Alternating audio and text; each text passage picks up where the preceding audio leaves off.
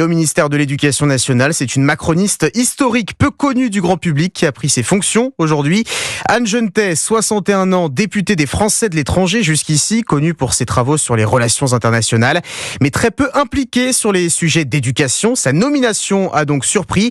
Les syndicats l'accueillent avec beaucoup de réserves. Et Louise Salé, la première prise de parole d'Anne Genetet ce matin, n'a pas franchement convaincu ses détracteurs. Comme pour asseoir sa légitimité, Anne Genetet a commencé son discours en listant les membres de sa famille qui ont travaillé dans l'éducation nationale. En entrant dans ce ministère, je pense à mon arrière-grand-mère, je pense à ma grand-mère, je pense à ma belle-mère, qui furent toutes AESH, professeurs, directrices d'école. Une entrée en matière qui n'a pas convaincu Jean-Rémy Girard, président du syndicat national des collèges et lycées. C'est pas parce que ma mère était avocat que j'ai des compétences juridiques. Maintenant, elle va pas être toute seule, elle va avoir un cabinet, elle va avoir des personnes qui maîtrisent sans aucun doute davantage la machine. Mais on voit bien, la dernière fois qu'on a eu ça, c'était Amélie Oudéa-Castéra. Donc on aimerait bien ne pas revivre la même chose. Anne Genetet, comme Amélie Oudéa-Castéra, d'ailleurs, s'inscrit dans la droite lignée de Gabriel Attal. Elle souhaite appliquer toutes ces mesures pour élever le niveau des élèves, notamment le navire ne changera pas de cap, a-t-elle martelé dans son discours. Il lui faudra par ailleurs avancer rapidement sur la réforme de la formation des enseignants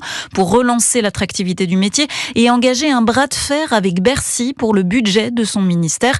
L'enveloppe promise est pour l'instant très mince. Louise Salé, spécialiste éducation à la rédaction d'Europe 1.